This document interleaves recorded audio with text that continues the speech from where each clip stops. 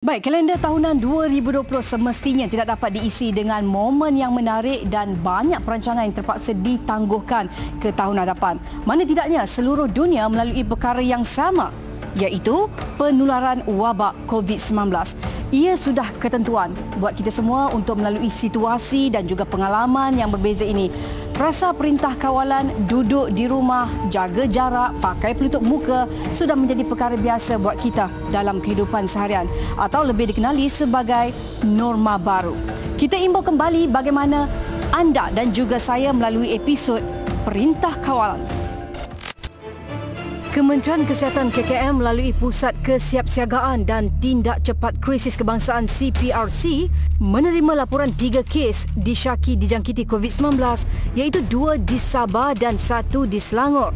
4 hari kemudian, sebagai langkah berjaga-jaga, kerajaan menggantung sementara semua kemudahan imigresen kepada rakyat Cina dari bandar Wuhan dan wilayah Hubei serta sekitarnya.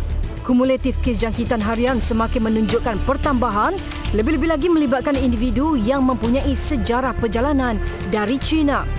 Misi membawa pulang rakyat Malaysia dari China oleh Jawatankuasa Khas bagi Misi Bantuan Kemanusiaan turut diaktifkan.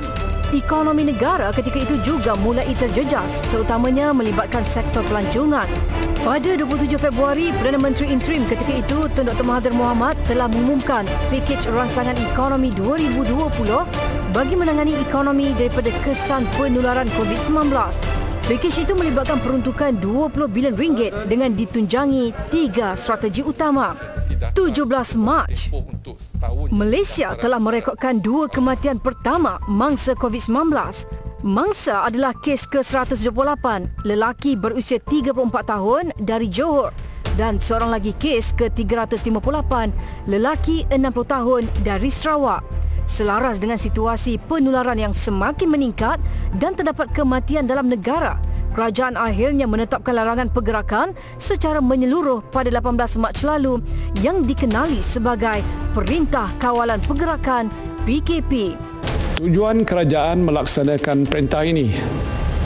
Kenapa sekolah, universiti dan sebahagian pejabat, premis perniagaan dan kilang ditutup? Tujuannya ialah supaya saudara-saudari tidak perlu bergerak ke sana sini.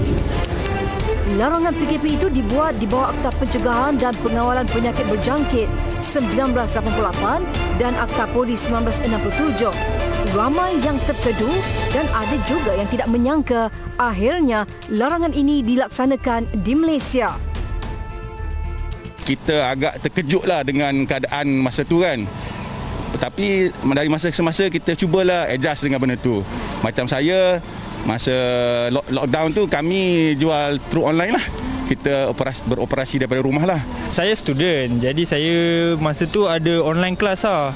So saya pergi kelas, belajar and then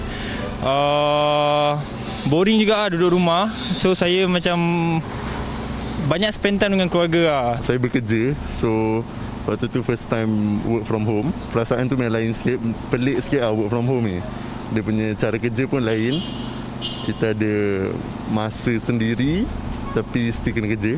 Kita rasa macam okey lah, tapi lama kelamaan macam dah 3 bulan, 4 bulan, saya rasa tu sesuatu yang membebankan lah sebab daripada segi kerja, kita kena work from home, lepas tu anak pula kena online, jadi itu kadang memberi impak yang macam stres.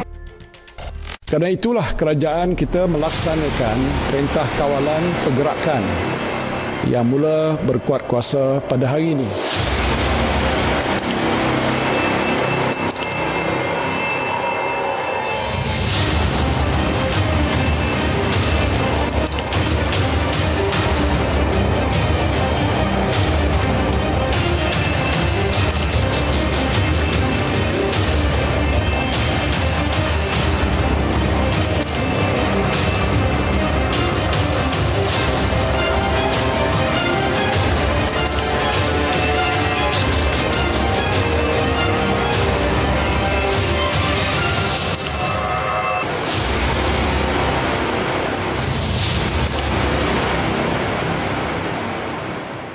Kerajaan akan memperkenalkan Pelan Jana Semula Ekonomi Negara atau secara ringkasnya PENJANA dengan tema Bersama Menjana Ekonomi, iaitu pertama, memperkasakan rakyat.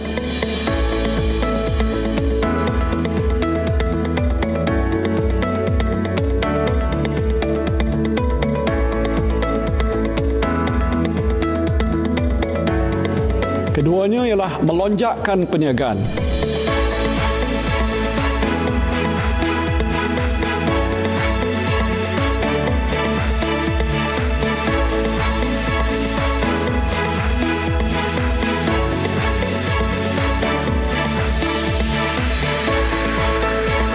Merangsang ekonomi, yakni stimulate the economy.